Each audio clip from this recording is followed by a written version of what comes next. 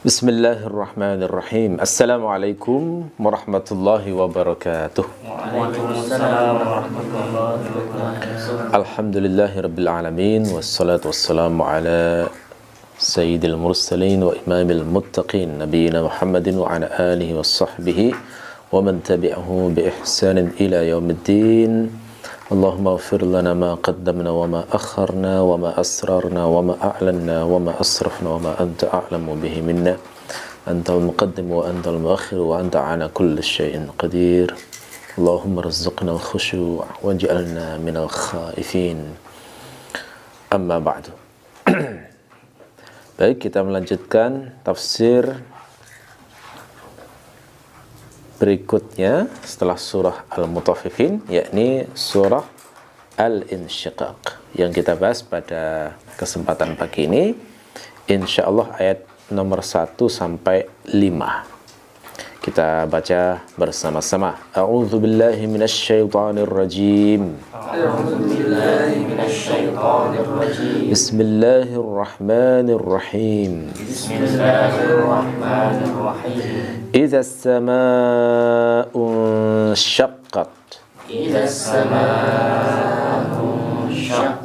Wa adzinat li rabbiha wa huqqat. Wa idzal ardu muddat. Wa alqat ma fiha wa takhallat. Wa adzinat li rabbiha wa huqqat.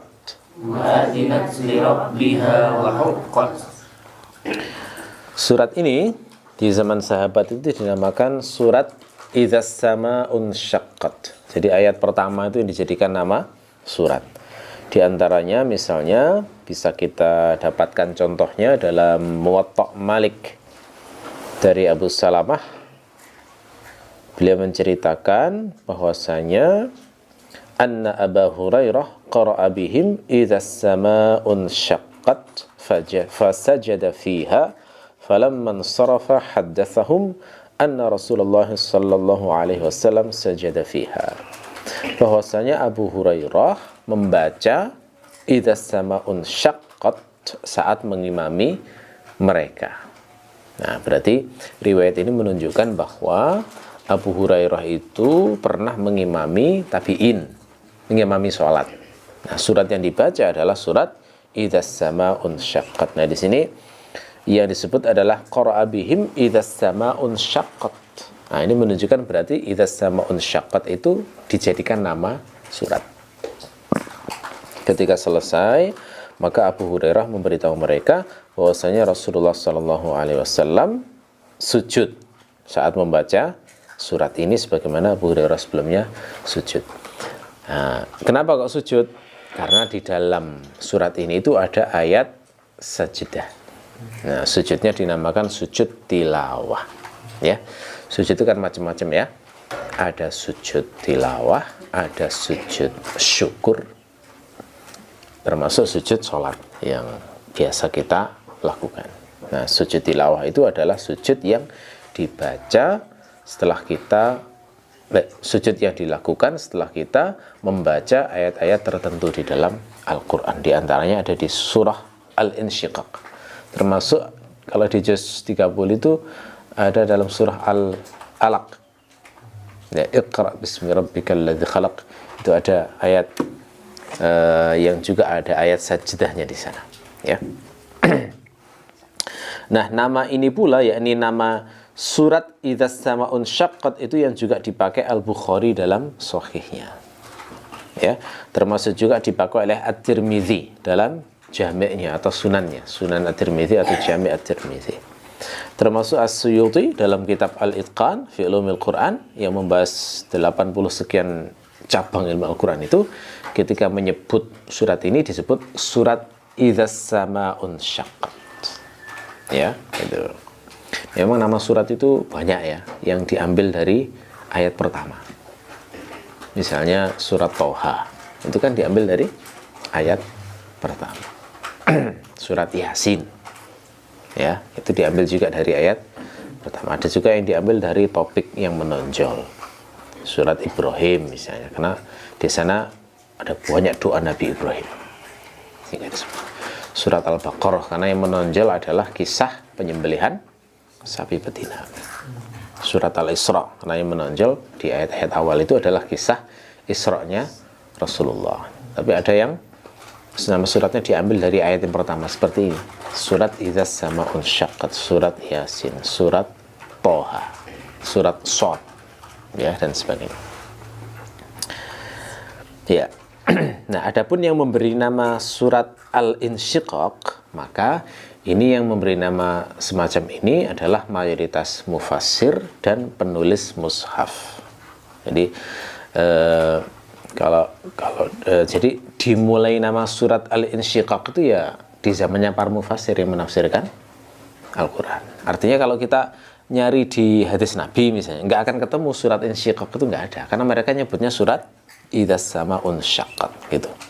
Tapi baru kita temukan istilah surat Al-Insyiqaq itu di kitab-kitab tafsir, termasuk di tulisan-tulisan mushaf. Ya, sampai hari ini pun kan kita sudah bisa terbiasa ya, kalau membaca ini dinamakan surat Al-Insyiqaq. Nah, penyebutan surat Al-Insyiqaq berarti itu memperhatikan makna yang ada dalam ayat pertama surat Al-Insyiqaq, karena Al-Insyiqaq itu kan bentuk masdar dari insyaqqat. Insyaqqa itu maknanya kan pecah.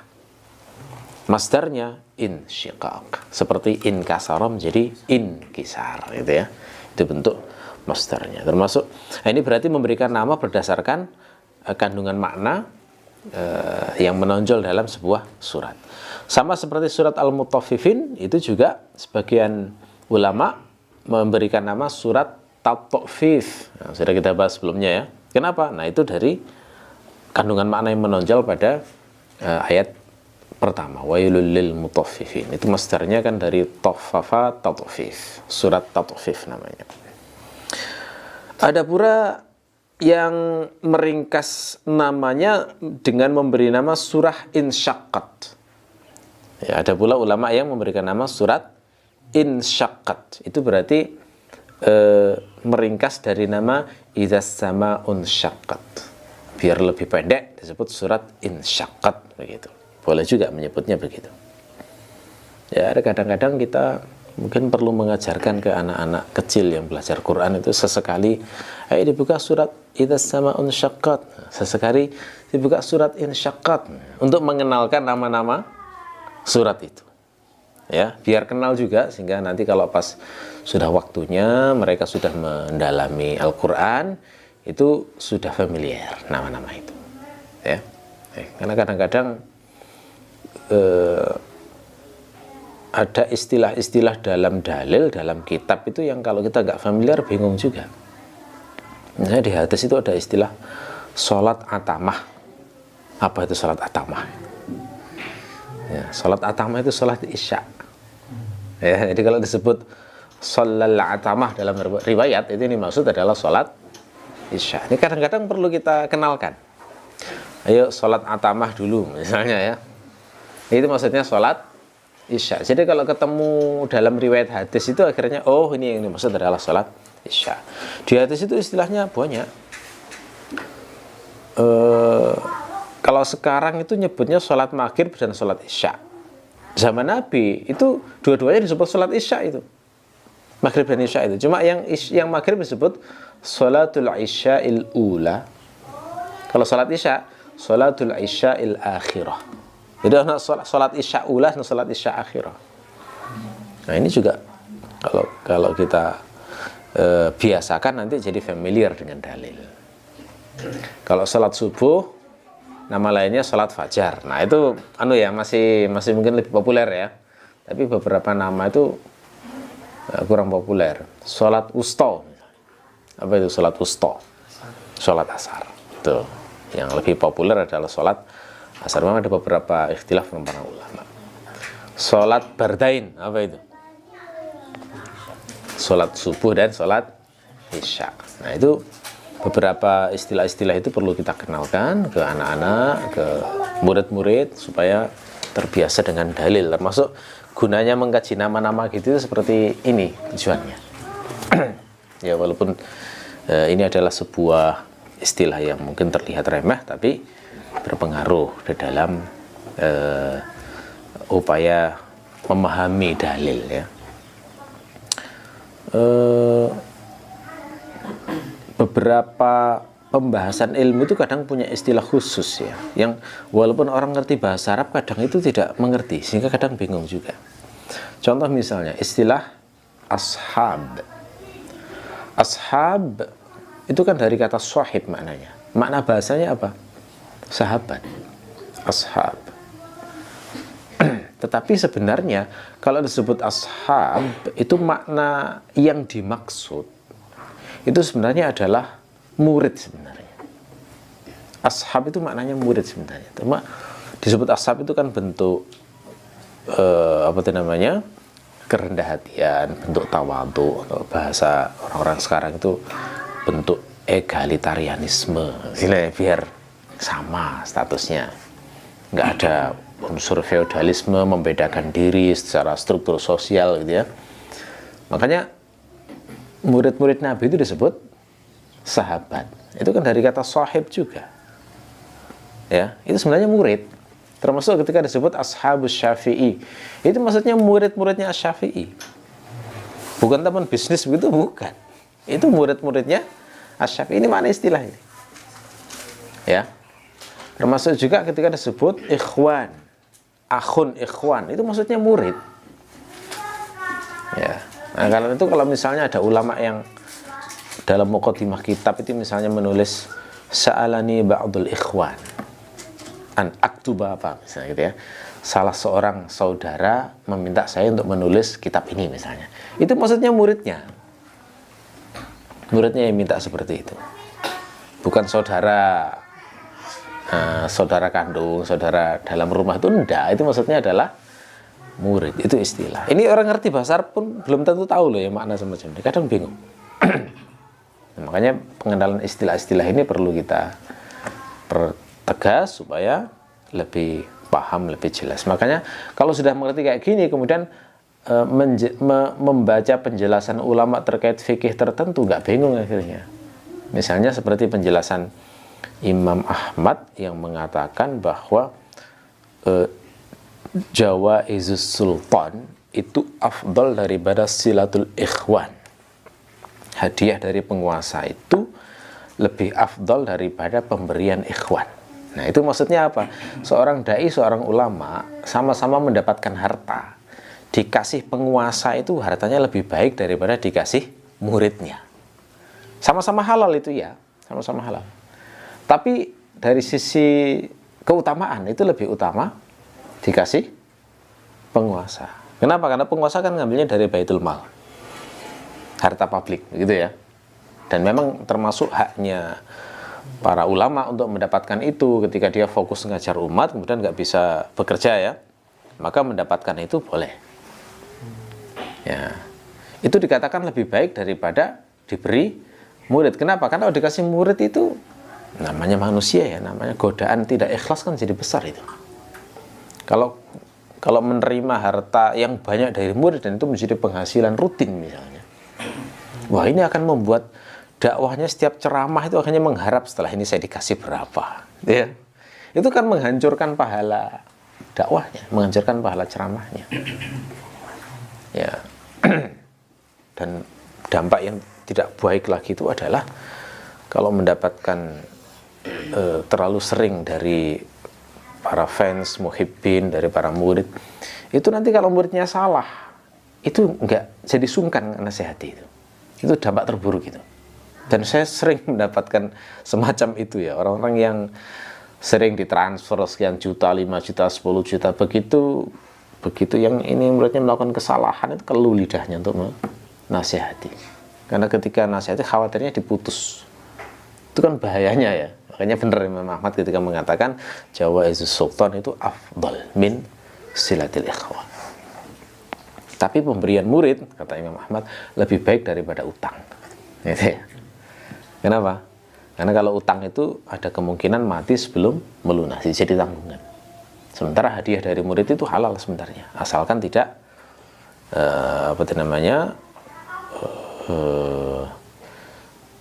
dianjurkan tidak jadi kebiasaan supaya tidak menghalangi dia dalam melakukan amar ma'ruf nahi munkar. Tapi yang terbaik, yang paling tinggi itu memang kalau dalam pembicaraan penghasilan seorang ulama atau dai ya, itu bekerja yang tidak terkait dengan ilmunya, ilmu dakwahnya maksudnya ya.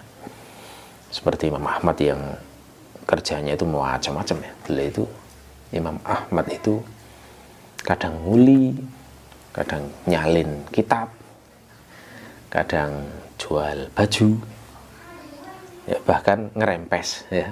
Ngerempes itu kalau di tempat saya di Batu itu dinamakan ngerempes, itu orang pergi ke kebun setelah panen, sisa-sisa sayur-sayuran atau buah-buahan itu diambili saat atas seizin pemiliknya gitu ya. Atau di pasar biasanya, pasar itu ada buah atau sayur yang baru datang truk, kemudian dipindah ke toko, nah, sisa-sisanya dipunguti, itu ngerempes namanya. Itu pekerjaan Imam Ahmad loh, bayangkan ya, seorang mujtahid mutlak yang ilmunya luar biasa, lebih milih begitu daripada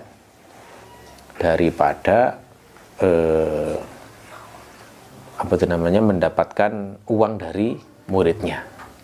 Bahkan dikasih penguasa aja nggak mau itu. Wah, kalau saya baca riwayat-riwayat beliau itu menolak pemberian itu, masya Allah luar biasa itu. Padahal penghasilan Imam Ahmad itu nggak banyak ini. Penghasilan Imam Ahmad itu kalau keterangan Ibnu Katsir sebulannya itu 17 dirham. 17 dirham. 17 dirham ini kalau kita konversinya itu pakai ukuran harga perak itu kecil banget. Karena 1 dirham itu setara dengan 2,979 gram atau 2,975. Sementara harga perak 1 gram itu nggak sampai 11.000 kemarin saya cek. Jadi kalau 17 itu kan ya dikalikan 10 dikalikan 3 itu kan 30.000 tuh 1 dirham berarti. Kalau kali 17 setengah jutaan juga. Hanya setengah jutaan. Itu kalau standarnya adalah harga perak. Penghasilan Imam Ahmad segitu. Kalau di standarnya pakai harga dirham di Shopee, saya pernah iseng-iseng harga dirham di Shopee satu dirham berapa? Itu kan sekitar 100-an ribu. Ini kan konversinya 100.000 pun kali 17 1.700.000 penghasilan Imam Ahmad 1.700.000. Tapi saya ngitung kayak gini tuh kurang puas ya. Kemarin saya cari itu, masa sih penghasilan orang cuma 1.700.000 untuk menghidupi anak dan istri, kayaknya kurang gitu ya. Akhirnya berusaha saya konversikan dengan mencari harga kambing di zaman Nabi. Ketemu data harga kambing itu 1 dinar atau 10 dirham. Nah, harga kambing sekarang kan hampir 4 juta ya, yang paling mahal itu. Hampir 3 jutaan sampai 4 juta harga kambingnya sekarang. Nah, kalau 10 dirham berarti 1 dirham itu kira-kira setara dengan 300 ribuan sampai 400 ribu kan begitu. Kalau dikalikan 17, nah berarti kira-kira 5 jutaan. Baru logis itu ya. Penghasilannya Imam Ahmad sekitar 5 jutaan yang hidup di ibu kota. Bayangkan. Itu kira-kira perjuangannya seperti apa untuk makannya seorang Imam Ahmad. Nah, dengan kehidupan sesulit ini, pernah beliau itu dikasih hadiah, sering banyak yang nawari hadiah itu. Saya baca riwayatnya itu ada puluhan riwayat itu, berkali-kali tolak. Pernah ada yang ngasih hadiah sebanyak 4.000 dirham. Nah, bayangkan saya ngitung 4.000 dirham dengan ukuran tadi ya, itu ketemunya 1,2 miliar. Coba orang sekarang dikasih segitu gimana kira-kira? Wah, pensiun gak kerja 5 tahun itu ya. Sampai sekarang kan gitu tuh. Imam Ahmad diberitahu kayak gitu, beliau jawabannya, alhamdulillah, nahnu fi khair. Ditolak. Enggak, terima kasih. Kenapa? Karena beliau maunya penghasilannya bukan hasil pemberian, tapi bekerja pakai tangannya. Itu menunjukkan beliau itu ketat banget melaksanakan urusan ifah. Padahal menerima pemberian kan nggak haram sebenarnya. Mujtahid mutlak yang menerima pemberian itu banyak. Asy-Syafi'i itu menerima. Kemudian Imam Malik apalagi terkenal banget, Imam Malik itu banyak menerima pemberian dari khalifah itu. Tapi Imam Ahmad tolak, nggak mau itu. Uang sebanyak itu ya, sekitar 1 miliar sekian ya. Kalau kita mikirnya, wah, bisa untuk ini, untuk itu ya. Terus, proposalnya banyak di sini ya. Itu kalau kita. Imam Ahmad itu beda cara pikirnya. Tolak beliau. Dan itu nggak bisa disalahkan karena nggak wajib menerima pemberian. Jadi yang ingin dipraktekkan Imam Ahmad itu sederhana sebenarnya. Satu hadis Nabi bahwa tangan di atas lebih baik daripada tangan di bawah. Jadi nggak mau benar-benar gini, sama sekali nggak mau. Nerima gini nggak mau. Itu Imam Ahmad. Ya, makanya walaupun beliau seorang ulama besar, tapi penghasilannya benar-benar bekerja. Lebih baik ngerempes tadi loh, daripada nerima uang yang halal sekalipun. Karena orang-orang yang ditolak itu kan di zaman Imam Ahmad itu merasa jangan-jangan Imam Ahmad ini menolak karena hartaku khawatir syubhat atau bagaimana. Makanya seringkali yang ngasih itu selalu menerangkan asal mula dari harta tersebut. Wahai Imam, saya melihat engkau ini sedang dalam keadaan butuh. Kan memang miskin banget keluarganya ini. Sering kelaparan. Ya. Yang menunjukkan kemiskinannya itu adalah diantaranya pernah pas duduk-duduk begitu, tiba-tiba ada orang yang datang bayar sewa. Imam Ahmad itu kan punya bisnis nyewakan kayak toko tenun yang kecil gitu ya. Dan uang sewanya itu kecil banget, sebulan 1,5 dirham. Itu kan kecil banget ya. Itu kan kalau sekarang kira-kira ya 1,5 dirham tadi kalau pakai ukuran terbesar sekitar 500.000 lah. Dapat segitu tuh wajahnya tuh cerah luar biasa bahagia. Kenapa? Seakan-akan selama ini sudah kosong betul semua pemasukan, begitu dapat uang sewa senengnya Masya Allah. Jadi sampai dilihat murid-muridnya kayak gitu. Ya, sehingga murid-muridnya yang ini kan imam besar toh. Hafalan hadisnya itu kan ratusan ribu sampai hampir 1 jutaan itu. Seorang imam besar ilmunya Masya Allah. Ini ulama internasional asli gitu ya. Tapi kehidupannya kayak gitu sehingga orang itu jadi terenyuh dengan kehidupannya. Lalu saking terenyuhnya banyak yang akhirnya berinisiatif ingin ngasih hadiah biar nggak terlalu susah lah keluarganya itu loh ya. Biar nggak terlalu susah. Lalu ketika ngasih seringkali ngelihat kok ditolak kenapa ya? Jangan-jangan memang Imam Ahmad ini menolak karena khawatir ada unsur syubhatnya makan. Akhirnya kemudian ketika ngasih itu dikasih mukadimah dulu. Wahai Imam, saya melihat keluargamu membutuhkan. Dan kami juga tahu engkau punya hutang. Dan ini kami dapat harta, alhamdulillah, ini warisan 100% halal. Tidak ada, wis ditawurkan detail gitu ya. Setelah terangkan detail, Imam Ahmad menjawab dengan sopan, beliau mengatakan, adapun masalah keluarga kami, alhamdulillah, nahnu fi khairin wa afiyah. Kami baik-baik saja. Kalau bahasa kita gitu ya, kami baik-baik saja, tidak apa-apa. Kami baik-baik saja. Kalau masalah hutang kami, ya saya punya hutang. Tapi alhamdulillah, yang ngutangi kami itu enggak yang termasuk orang yang ngotot, aduh bayar-bayar, enggak. Bahasa Arabnya adalah lirajulin la yurhikuna, enggak memberi beban kami. Artinya enggak meneror untuk segera bayar, enggak. Jadi saya enggak terlalu harus segera mencari untuk itu. Ditolak itu ya. Jadi padahal uangnya jelas halal, ditolak.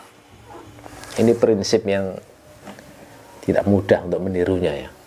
Tapi memang Allah berkehendak menjadikan sebagian hambanya seperti Imam Ahmad supaya tahu bahwa ada hamba yang bisa melakukan seperti itu. Ini pernah ditawari jabatan sebagai qadhi. Tolak itu, coba bayangkan. Jabatan qadhi hakim itu kan kalau sekarang ya setara kira-kira menteri lah mungkin. Ya. Apalagi hakim provinsi ya, kan kira-kira seperti itulah, atau di bawahnya sedikit. Nah, saya baca gajinya hakim itu dengan tunjangannya besar puluhan juta. Tolak, nggak mau. Ya, jadi seperti itu Imam Ahmad ya. Ya, oke. Jadi ini kebetulan ingat saja ya saya sampaikan. Karena kita bahas ini tadi kan masalah istilah ya, istilah ikhwan dan lain sebagainya. Oke, kembali ke topik ya. Jadi nama lainnya adalah surah Insyaqqat. Ada seorang ulama yang bernama Al-Ja'bari itu menyebutnya surat Kadhin. Ini diambil dari kata innaka kadihun ila rabbika kadhan. Jadi surat kadah gitu ya. Tapi hanya beliau saja yang ngasih nama seperti ini. Jadi, makanya ini tidak dipopulerkan ulama yang lain karena memang hanya Al-Ja'bari saja yang memberi nama seperti ini. Nah, surat Al-Insyiqaq itu termasuk surat Makkiyah bila khilaf, tanpa ada perselisihan. Semuanya sepakat bahwa ini memang turun di Mekah. Turunnya adalah setelah surat Al-Infitar. Namanya kan memang dekat ya. Al-Infitar itu makna bahasanya kan pecah. Al-Insyiqaq sama, maknanya adalah pecah, retak. Jadi setelah Al-Infitar kemudian turun surat Al-Insyiqaq. Sebelum surat Ar-Rum. Ya, jadi surat Al-Insyiqaq itu turunnya setelah surat Al-Infitar, sebelum surat Ar-Rum. Jumlah ayatnya 25 menurut penduduk Mekah, Madinah, dan Kufah. Dan di mushaf kita kayaknya dinomori 25 juga ya. Karena memang umumnya mushaf kita itu mengikuti standarnya ulama-ulama Mekah dan Madinah. Tapi di ulama Syam itu nulisnya 23. Ini yang diikuti oleh Syaukani. Ada riwayat bahwa Abu Hurairah membaca surah Al-Insyiqaq ini saat sholat Isya, ketika mengimami, dan beliau melakukan sujud tilawah ya, saat sampai pada ayat sajdah. Ini ada dalam Sahih Bukhari dari Abu Rafi', beliau mengatakan shallaitu ma'a Abi Hurairah al-atamah. Nah, ini saya katakan tadi, apa al-atamah? Sholat Isya. Abu Rafi' mengatakan aku sholat bersama Abu Hurairah, yakni sholat Isya. Faqara'a idza as-sama'un syaqqat fasajada. Faqultu ma hadhihi? Qala sajadtu biha khalfa Abil Qasim sallallahu alaihi wasallam fala azalu asjudu fiha hatta alqahu. Abu Hurairah membaca idza as-sama'un syaqqat, kemudian beliau bersujud, maksudnya sujud tilawah. Lalu aku bertanya, apa ini? Beliau menjawab, aku bersujud setelah membaca ayat sajdah dalam surat ini di belakang Abu Al-Qasim, maksudnya Rasulullah Sallallahu Alaihi Wasallam. Jadi aku akan terus sujud sampai aku bertemu Allah. Jadi ini maknanya sujud tilawah ini tidak terlalu terkenal di karangan tabi'in. Ketika Abu Hurairah mencontohkan sujud tilawah, maka mereka bertanya, ma hadhihi, apa ini? Ketika diterangkan bahwa ini adalah perbuatan Rasulullah, barulah mereka tahu, oh ternyata sunnahnya seperti itu ya. Ada juga riwayat Muslim yang senada dengan ini dari Abu Hurairah, sajadna ma'an Nabi sallallahu alaihi wasallam fi idza as-sama'un syaqqat wa iqra bismi rabbik. Abu Hurairah berkata, kami sujud bersama Nabi dalam surat idza as-sama'un syaqqat dan surat iqra bismi rabbik. Ya, berarti surat Al-Alaq ya, Al-Insyiqaq dan surat Al-Alaq, dua-duanya mengandung ayat sajdah. Ada juga riwayat bahwa Rasulullah membaca surat ini saat sholat zuhur atau yang sepanjang dengan surat ini. Hadis dalam Sahih Ibnu Khuzaimah.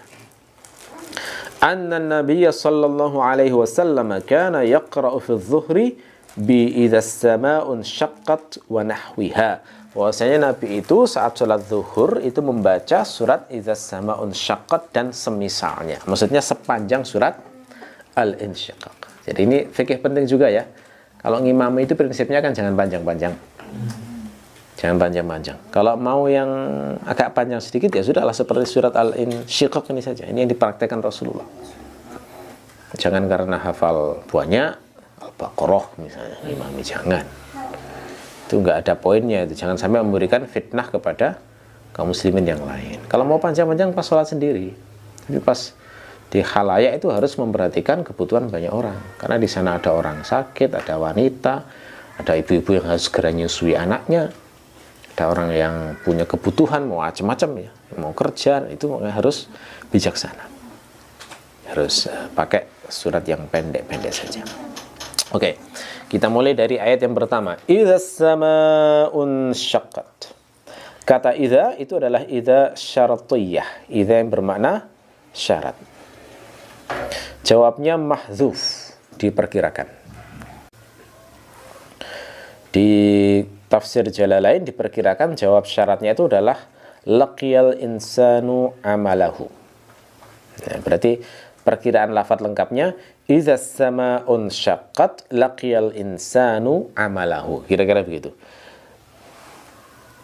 Jika langit telah pecah, maka manusia akan menemui amalnya masing-masing. Nah, kira-kira begitu ya. Itu maksud dari idza syartiyah yang mengharuskan ada jawab syarat. Ya. Jawab syaratnya ini tidak mungkin lafadz wa'adzinat pada ayat sesudahnya. Kenapa? Ya, memang secara bahasa itu mungkin aja jawab syarat itu diawali wa, mungkin secara bahasa. Tapi kata para ulama, jawab syarat diawali wawu dulu itu hanya terjadi dalam dua kondisi. Apa itu? Yang pertama adalah syaratnya itu berupa lafadz hatta idza. Jadi ada hattanya dulu. Hatta idza baru jawab syaratnya, boleh ada wawunya. Misalnya seperti surat Az-Zumar. Hatta idza ja'uha wa futihat abwabuha. Nah, itu contoh syarat yang jawab syaratnya diawali wawu dulu. Jadi terjemahan hatta idza ja'uha itu kan maknanya hingga ketika mereka telah mendatanginya. Ya. Nah, kemudian ada wa futihat abwabuha. Ini wawunya enggak usah diterjemahkan. Wawunya semacam zaidah saja. Jadi ketika mereka telah mendatanginya, futihat abwabuha kira-kira, maka pintunya dibuka. Nah, itu contoh jawab syarat yang diawali wa dulu. Jadi syaratnya adalah harus hatta idza, lafadz yang berupa syarat itu. Itu kondisi yang pertama. Kondisi yang kedua adalah syaratnya berupa lamma. Nah, itu juga jawab syaratnya boleh diawali wawu. Itu misalnya seperti di surat As-Saffat. Falamma aslama wa tallahu lil jabin. Falamma aslama, ketika Nabi Ibrahim dan Nabi Ismail itu sudah pasrah melaksanakan perintah Allah untuk nyembelih Nabi Ismail itu, wa tallahu lil jabin, maksudnya tallahu lil jabin, maka Nabi Ismail itu ditelungkupkan, ya, untuk disembelih, ditelungkupkan dengan kepalanya, dahinya itu di batu gitu ya. Jadi nyembelihnya memang posisinya bukan terlentang begini, tapi dahinya di bawah begini. Ya. Nah, itu contoh. Nah, ini pentingnya mengerti ilmu kayak gini tuh akhirnya nggak salah menerjemahkan, nggak salah memahami. Ternyata jawab syarat itu. Terjemahan jawab syarat itu kan selalu ada perkirakan makna maka. Ya, ini pembahasan yang agak dalam sedikit. Sebagian mufassir ada yang memahami idzanya adalah bermakna uzkur, ingatlah. Itu secara bahasa juga bisa diterima. Ya. Jadi kalau difahami idza itu bermakna uzkur, perkiraan lafadznya begini. Ya ayyuhal insanu innaka kadihun ila rabbika kadhan famulaqih idza sama'un syaqqat. Gitu. Wahai manusia, sesungguhnya kamu akan bekerja keras menuju Tuhanmu sehingga kalian akan bertemu dengannya. Ya. Ketika langit itu telah pecah. Nah, itu ketika idzanya dimaknani dzarfiyah. Ya. Kemudian kata idza kata idza di sini ketika diletakkan di awal maka ada kandungan makna tahwil sekaligus tashwiq. Tahwil itu memberikan efek ngeri. Ketika. Nah, itu ada unsur apa yang mau diberitahukan. Gitu ya. Maka ada unsur memberikan efek ngeri kepada orang-orang musyrik. Kemudian ada unsur tasywiq juga. Tasywiq itu membuat penasaran. Apa nih mau disampaikan? Berita apa yang hendak dijelaskan? Itu maksud dari tahwil dan tasywiq. Nah, kemudian ada juga kandungan makna qat'i ketika menggunakan lafadz idza, yakni qat'inya adalah pada peristiwa yang diterangkan sesudah lafadz idza. Peristiwanya kan di sini pecahnya langit. Nah, ketika diawali dengan idza, maka itu menunjukkan pecahnya langit adalah sebuah kepastian yang tidak akan luput dan pasti akan terjadi. Termasuk juga ketika as-sama, lafadz as-sama didahulukan daripada insyaqqat. Aslinya kan begini kalau dalam bahasa Arab yang asli, idza as-sama unsyaqqat itu strukturnya mestinya idza insyaqqat as-sama. Harusnya begitu. Didahulukan fiilnya. Tapi ketika as-sama didahulukan, maka ini memperkuat aspek kekot'ian itu tadi. Kepastian bahwa pecahnya langit itu adalah perkara yang tidak mungkin tidak terjadi. Ya. Adapun kata insyaqqat itu dari kata syaqqa. Syaqqa itu makna bahasanya membelah. Insyaqqa itu mutawaahnya, dampaknya, efeknya. Seperti kata kasaro, mematahkan. In kasaro, menjadi patah. Jadi syaqqa itu membelah, maka kemudian terjadi terbelah kondisinya. Jadi seakan-akan dari kata insyaqqat ini ada makna ketika jika langit itu ada yang membelahnya, maka kemudian terjadilah kejadian terbelah langit itu. Ya, kira-kira seperti itu. Nah, tentu saja yang membuat terbelah adalah kehendak Allah di sini. Nah, kata insyaqqat di sini maknanya semakna dengan infatorat seperti yang saya terangkan sebelumnya, ya. Di surat Al-Infitar itu kan ayat pertama idzas samaun fatorat. Itu maknanya pecah, retak, sama seperti insyaqqat di sini. Nah, maksud dari terbelahnya langit itu adalah terbelah dengan sifat yang bisa dilihat manusia. Jadi semua orang di bumi nanti itu akan melihat itu semuanya, terbelahnya langit. Kenapa terbelah? Ya karena sudah rusak tatanan bola langit di atas itu, sehingga kemudian langit menjadi terbelah. Nah, kalau langit sudah terbelah, maka itu adalah tanda kiamat akan segera datang. Jadi ini dipandang sebagai asyratus sa'ah. Bukan kiamatnya sudah terjadi ya, tapi masih tanda. Jadi ini dimaksud membicarakan tanda kiamat di sini. Jadi nanti suatu saat seluruh manusia akan melihat langit terbelah. Belum terjadi kiamat, tapi itu sudah tanda pasti akan segera terjadi setelah langit itu terbelah. Apa tanda terbelahnya? Ya, keterangan para ulama, tanda terbelahnya adalah saat muncul sesuatu seperti awan putih di langit. Tanda terbelahnya. Muncul seperti sesuatu seperti awan putih di langit. Tapi bukan awan kayak hujan gitu ya. Ini awannya ini jauh di angkasa yang mungkin jaraknya itu ribuan tahun cahaya. Tapi dilihat dari bumi kelihatan seperti awan putih. Itu yang dinyatakan dalam surat Al-Furqan. Wa yauma tashaqqaqus samaa'u bil ghamami wa nuzzilal malaikatu tanzila. Ingatlah hari di mana langit itu terbelah dengan ghamam, dengan awan. Itu menunjukkan bahwa Al-Quran sendiri menjelaskan terbelahnya langit itu tandanya nanti muncul awan. Awan yang berwarna putih. Di saat itulah kemudian malaikat turun. Ya. Termasuk yang mirip dengan itu di surat At-Tur. Wa iyyaraw kisfam minas sama'i saqitan yaqulu sahabum markum. Mereka itu kalau melihat ada bagian langit yang runtuh, mereka mengatakan ini awan yang bertumpuk. Nah, itu ya. Jadi memang kelihatannya nanti kayak seperti awan yang bertumpuk, padahal itu adalah tanda langit sudah retak. Makanya jangan diremehkan kalau nanti ada sesuatu yang di langit yang jauh tampak seperti ada tanda awan putih. Wah, itu sudah jelas itu tanda kiamat yang akan segera terjadi. Ayat berikutnya, wa azinat li rabbiha wa huqqat. Kata azina itu biasanya sering bermakna mengizinkan. Ya, tapi di sini yang dimaksud bukan makna mengizinkan, tapi yang dimaksud adalah makna mendengarkan. Dipecah dari kata uzunun. Uzun itu kan telinga ya. Nah, azinat itu mendengarkan maknanya. Ya. Mendengarkan, menyimak.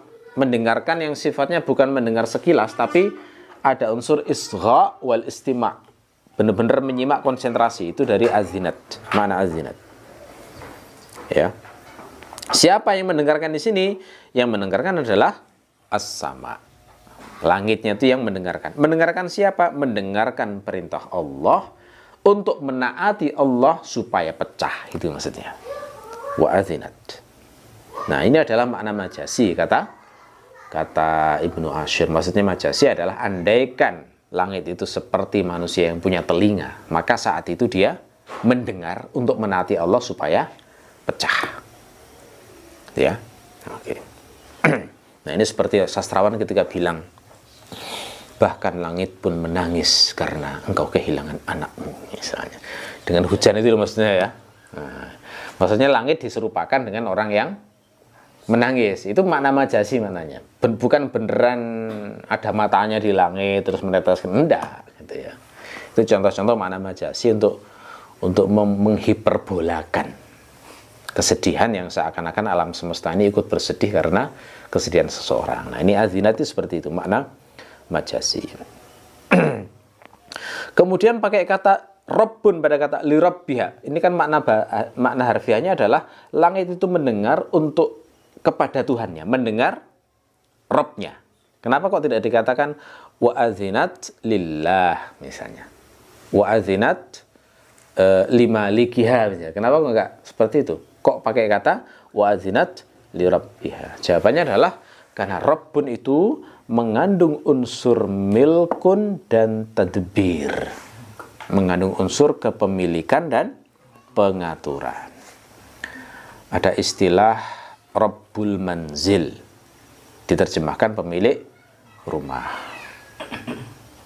Kenapa? Karena pemilik rumah itu ya memiliki rumah dan mengatur rumah. Wanita disebut Rabbatul Bait. Kenapa? Karena memiliki rumah, seakan-akan memiliki rumah dan mengaturnya. Ya, itu. Nah, Allah dikatakan Rabbul Alamin karena memiliki alam semesta sekaligus mengaturnya. Ngatur itu ya mencakup banyak perbuatan, menghidupkan, mematikan, memberi rezeki, membuat sakit, menyembuhkan, mengatur ini, mengatur itu, mengkayakan, memiskinkan. Itu adalah pekerjaan af'alnya Rabbun. Nah, karena di sini kaitannya adalah dengan menghancurkan, maka di sini pas pakai kata lirabbiha. Wa huqqat. Ya, huqqat itu maknanya sudah selayaknya, gampangannya begitu. Ada bahasa Arab yang mengatakan, misalnya ada kalimat bahasa Arab, haqiqun alayya an a'budallah. Itu maknanya sudah selayaknya saya ini menyembah Allah. Nah, ketika dikatakan huqqat, ya berarti sudah selayaknya memang langit itu mendengar perintah Allah dan menaatinya. Karena dia adalah makhluknya Allah. Nah, di sini bisa kita ambil pelajaran ya, makhluk sebesar langit saja menaati Allah. Padahal langit pun sampai hari ini kita nggak tahu loh ya batasnya di mana. Kita mengetahui batas langit sudah nggak bisa pakai ukuran kilometer, bisanya pakai ukuran tahun cahaya. Itu pun belum tahu juga sampai sekarang. Ada berapa miliar tahun cahaya batasnya langit itu belum tahu sampai sekarang. Itu pun baru langit dunia. Gimana dengan langit tingkat 2, 3, 4 yang diceritakan dalam riwayat itu? Lebih jauh lagi, lebih luas lagi. Nah, makhluk sebesar itu saja taat kepada Allah. Apalagi kita yang seremeh ini, harusnya kan lebih taat kepada Allah. Makanya orang itu kalau sombong itu sungguh tidak layak. Dia itu apa? Kecil banget, nggak ada gunanya di sisi Allah. Kemudian angkuh dan sombong. Ya. Perasaan kayak gini tuh alami ya, meskipun orang nggak beriman itu kalau keluar angkasa akan terasa kecil itu. Saya pernah menonton videonya astronot, mantan astronot yang keluar angkasa ditanya dalam sebuah podcast gitu ya. Apa perasaan Anda ketika Anda berada di luar angkasa? Itu kan kayak semacam di lautan hitam gitu ya, melihat bumi itu yang sekitar kelereng gitu ya. Perasaan Anda bagaimana? Dia bilangnya, saya itu merasa kecil. Saya itu merasa kayak bumi itu nggak ada apa-apanya. Saya itu merasa kayak segara hiruk pikuk politik, peperangan itu apa itu semuanya. Saya kayak rasanya itu pengen mencengkram seluruh leher para politisi itu. Kesini semuanya udah mengatakan, lihat, kamu itu siapa di sini. Itu kan perasaan alami ya manusia ya. Allah ngasih fitrah kayak begitu. Betapa kecilnya kita dibandingkan ciptaan Allah yang lebih besar, seperti langit dan angkasa luar itu. Ini makanya harus jadi pelajaran. Kalau orang ngerti hakikat itu kan biasanya lebih bisa tawaduk, lebih bisa inkisar, lebih bisa khuduk kepada Allah supaya benar-benar serius menyembah Allah. Nah, termasuk juga dari lafaz azinat ini kita bisa menggali juga, memahami juga seharusnya orang beriman ini punya sifat serius menyimak dengan seksama jika sudah mendengar ilmu yang berasal dari wahyu. Ya. Seperti malaikat, seperti langit yang azinat, menyimak betul perintah Allah untuk pecah itu. Seharusnya kita juga begitu. Pas mendengar Quran itu ya tunduk banget. Tunduk banget. Seperti para sahabat kalau pas diajari Rasulullah itu kan digambarkan kepalanya itu saking tenangnya, itu seakan-akan di kepalanya itu ada sarang burung. Itu kan berarti diam banget gitu ya. Nah, artinya berarti kalau pas ngaji itu ya enggak umek aja ini ya. Dengarkan betul sampai kemudian menancap betul dalam hati. Gitu ya. Nah, itu contoh dari para sahabat bagaimana ketika menerima ilmu itu sangat serius sehingga wajar ketika ilmu itu kemudian masuk ke dalam hati mereka. Ya, jadi dibiasakan untuk selalu kalau sudah mendengar ajaran Quran, dengarkan dengan seksama. Karena ini adalah kalam Allah. Karena ini adalah ajaran dari Allah. Sahabat seperti Umar bin Khattab itu, semarah apapun beliau, kalau dibacakan Quran, diam beliau. Pernah beliau itu diomongi dengan kata-kata yang sangat jelek dari orang yang nggak punya akhlak. Di depannya itu mengkritik, kamu itu adalah khalifah yang zalim, yang gini-gini. Marah sama Umar itu. Kemudian mau diterkam, mau dibuanting gitu sama Umar. Kemudian dinasihati sebagian ulama, sebagian sahabat, wahai Amirul Mukminin, sesungguhnya Allah berfirman, wa a'rid 'anil jahilin. Berpalinglah dari orang-orang yang jahil, dan sesungguhnya orang ini adalah orang yang jahil. Akhirnya tenang itu, nggak jadi emosinya. Itu seperti Umar ya. Umar begitu dibacakan ayat itu sampai disebut wa kana waqqafan.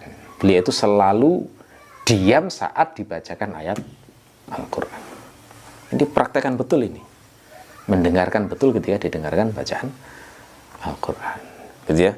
Jadi siapapun yang mengajarkan kita Al-Qur'an, selama beliau mengajarkan ilmu yang benar, maka kita harus membiasakan seksama, serius dibaca, didengarkan betul. Ya, karena itu adalah kalam Allah. Makanya jangan sampai mengerjakan murotal sambil mengerjakan yang lain. Itu justru tidak menghargai kalam Allah. Kan kadang-kadang mungkin sebagian karena belum ngerti ilmunya ya, biar lebih islami lah daripada musik ya, akhirnya sambil mengerjakan tugas setel murotal, itu tambah salah itu. Ya, sambil nyapu, ya, kemudian sambil setel murotal, tambah keliru itu. Jangan memperlakukan Quran itu seperti musik. Kalau Quran dibacakan, dengarkan dengan serius. Ya, nah, jangan sampai diabaikan semacam itu. Nah, kemudian di bawah Al-Quran adalah hadis. Jadi ketika dibacakan hadis, dengarkan dengan serius. Pokoknya hadis Nabi yang sahih harus didengarkan. Kalau sudah ada kata Rasulullah bersabda dari orang yang memang siqah, orang yang ngerti, yang bisa menjelaskan hadis Nabi, dengarkan baik-baik. Ya. Nah, setelah hadis Nabi, di bawahnya lagi adalah ucapan para ulama yang menjelaskan Quran dan hadis. Itu dibiasakan untuk mendengarkan juga. Ya, karena ini adalah bagian dari mendengarkan perintah Allah sebenarnya, esensinya. Seperti langit ketika mendengarkan perintah Allah. Nah, setelah itulah baru kemudian yang sifatnya duniawi. Mendengarkan yang sifatnya duniawi, yang paling penting kita perhatikan itu adalah mendengarkan orang tua. Karena hak orang tua itu sangat besar. Setelah Allah itu adalah orang tua. Jadi kalau orang tua ngomong, apalagi ngomong kebutuhannya, dengarkan betul itu. Jangan diremehkan. Mau apa ini orang tuanya? Butuhnya apa? Sebisa apa kita membantu keinginan dan kebutuhan orang tua. Jangan diremehkan. Ya, jangan sampai mendengarkan kebutuhan selain orang tua, sementara orang tua sendiri malah diremehkan. Itu keliru. Bagian dari birrul walidain itu adalah membaiki orang tua dengan memenuhi kebutuhan dan keinginan beliau. Sampai termasuk dalam perkara-perkara yang dilematis, itu orang tua tetap harus diutamakan. Ya. Ada seseorang yang inbox kepada saya bertanya sebuah kasus real yang saya jadikan status pagi ini ya, tentang poligami tapi dilarang oleh ibunya.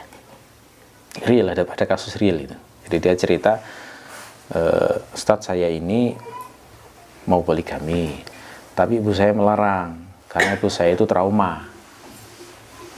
trauma dipoligami ayah tapi kurang baik gitu loh. Sehingga ibunya itu sampai bilang, pokoknya aku urip ojo wani-wani poligami gitu ya. Pokoknya dilarang begitulah intinya. Nah, sementara si laki-laki ini beliau ini baik sebenarnya, baik, rumah tangganya juga harmonis, tidak ada masalah apa-apa. Nah, istrinya ya agak anti begitu.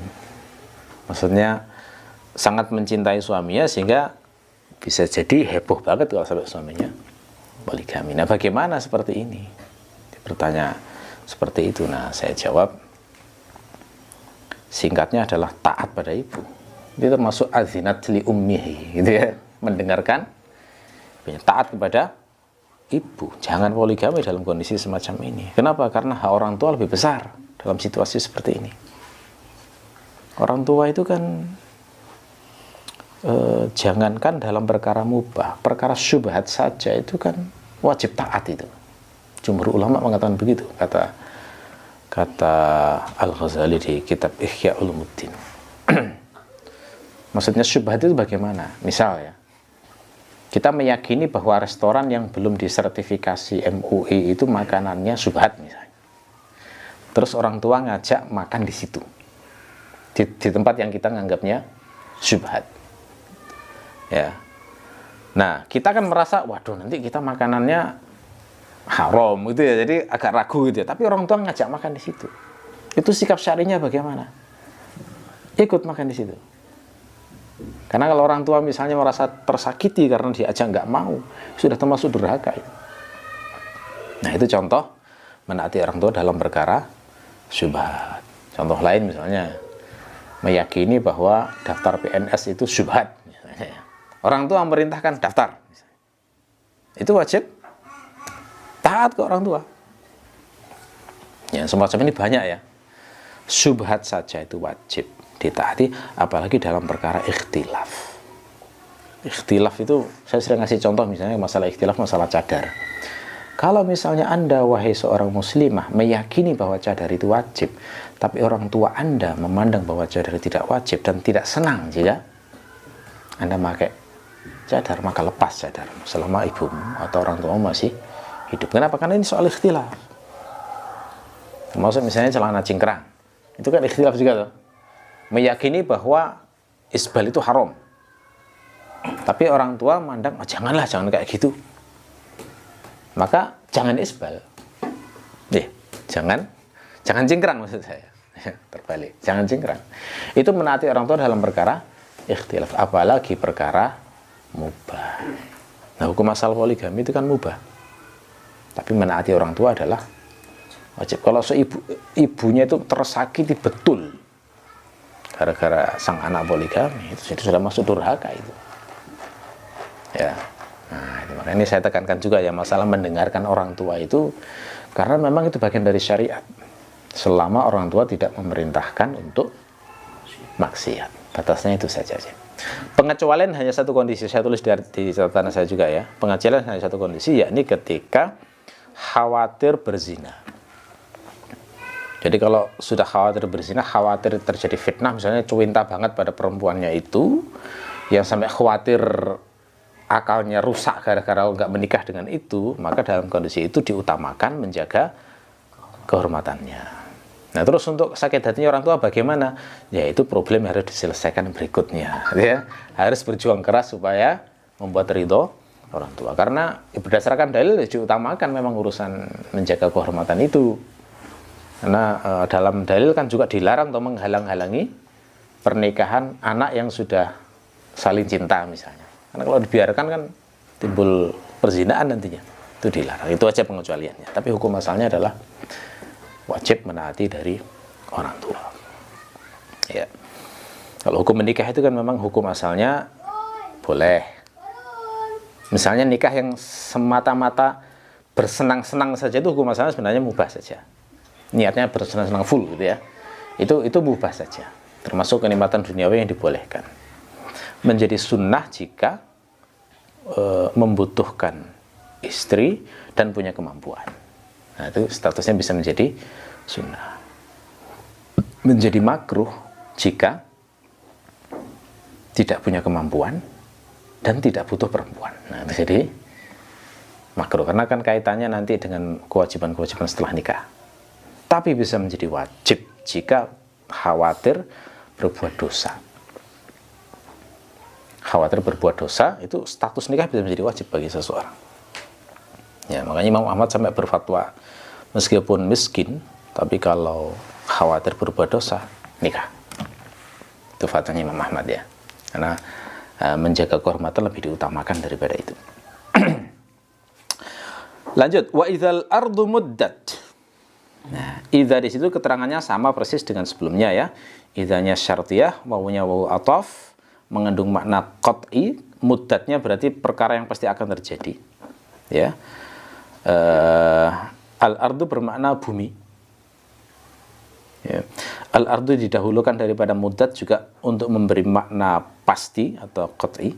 Nah, adapun kata muddat itu dari kata madda. Madda itu maknanya membentangkan. Jadi kita diperintahkan oleh Allah untuk membayangkan bagaimana bumi saat itu dibentangkan. Maksud dibentangkan adalah dibentangkan sampai level semua tonjolan-tonjolan bumi itu menjadi lenyap. Dibentangkan sampai level melebihi luasnya bumi yang asli, seperti dibentangkannya kulit, sehingga akhirnya gunung-gunung kan dihancurkan itu akhirnya. Sehingga levelnya dibentangkan sampai gunung tidak ada lagi, tidak ada bangunannya lagi. Itu maksud dari muddat itu semacam itu. Menghancurkan semua hal yang menonjol di permukaan bumi sampai menjadi halus sehalus-halusnya, istilahnya begitu. Ya. Madda itu juga dalam bahasa Jawa itu ada istilah jembeng, apa ya, bahasa Indonesianya apa ya, itu madda ya, bahasa Arab itu madda. Jadi kayak misalnya ada buah delima ya, terus kita bentangkan kayak gini, itu madda mananya, yang sampai levelnya buah-buahnya itu keluar semua berat-berat gitu ya, itu dalam bahasa Arab namanya madda. Nah, jadi bayangkan bumi di madda itu kayak begitu, digitukan itu sampai rata gitu loh maksudnya ya. Ada juga makna madda itu mengandung makna menghilangkan lipatan-lipatan dan kerutan-kerutan. Semua lipatan jadi hilang, kayak kerudung yang kusut kemudian dibentangkan itu, akhirnya jadi lurus gitu ya, menjadi halus. Nah seperti itu, ketika bumi dibentangkan itu maknanya semua tonjolan-tonjolan bumi, entah itu bangunan, pencakar langit, atau rumah, atau bukit, atau gunung, itu hilang semuanya, hancur semuanya, sehingga nggak ada bekasnya lagi. Wa alqat ma fiha wa takhallat. Alqat itu dari kata alqa yang bermakna melemparkan. Ini fiilnya bumi. Jadi bumi itu melemparkan. Apa yang dilemparkan? Melemparkan ma fiha, sesuatu yang berada di dalam bumi. Jadi karena di madda tadi, maka bumi akhirnya memuntahkan semua yang ada dalam perutnya. Nah, kira-kira begitu. Itu maksud dari wa alqat ma fiha. Nah, apa aja di dalam perut bumi itu? Terutama sekali tentu saja mayat-mayat yang dikubur di dalam perut bumi itu nanti akan keluar semuanya. Termasuk juga magma, batu-batu besar, ya, air dan sebagainya. Sehingga nanti akan muncul juga terjadi banjir, tofan dan berbagai banyak hal. Dan Allah ini akan membentangkan bumi sampai bumi mengeluarkan seluruh isinya itu sampai level watakhallat. Takhalla itu maknanya adalah mengosongkan dirinya sendiri. Jadi saking dahsyatnya mengeluarkan perut bumi itu sampai nggak ada isinya sama sekali. Semua magma itu keluar nanti itu. Semua mayat akan keluar semua. Semua air di dalam bumi juga akan keluar semuanya. Itu maksud dari wa alqat ma fiha wa takhallat. Nah, makna semacam ini itu juga sama dengan seperti dalam surat Al-Zalzalah ayat 2. Wa akhrajatil ardu athqalaha. Bumi saat itu mengeluarkan bebannya. Itu maksudnya mengeluarkan semua isi perutnya. Jadi sudah mulai bisa dibayangkan ya, seperti apa itu kiamat yang akan terjadi, itu gambarannya kayak apa. Kadang-kadang kita itu dikasih contoh-contoh sedikit itu biar bisa membayangkan kiamat itu. Misalnya kayak Lapindo, ya kan? Itu kan contoh dari Allah yang kecil sebenarnya, biar lebih membayangkan dahsyatnya kiamat. Itu salah satu hikmahnya begitu. Yang lebih kecil dari Lapindo ya banyak di berbagai tempat itu kan, banyak. Cuma yang keluar bukan hanya lumpur, magma, ya, cairan-cairan yang panas yang wah luar biasa pokoknya ya. Wa azinat li rabbiha wa huqqat. Nah, azinat di sini itu fiilnya bumi. Jadi yang taat bukan hanya langit tapi juga bumi. Jadi bumi itu melakukan itu semua, dibentangkan, mengeluarkan isi perutnya, melemparkan semuanya dan mengosongkan isinya. Itu adalah dalam bentuk ketaatan bumi yang mendengarkan perintah Rabb-nya. Dan memang sudah selayaknya bumi itu taat kepada Rabb-nya. Nah, kira-kira begitu ya. Oke. Kita akhiri, mudah-mudahan bermanfaat. Subhanakallahumma bihamdika asyhadu an la ilaha illa anta astaghfiruka wa atubu ilaik. Assalamualaikum warahmatullahi wabarakatuh.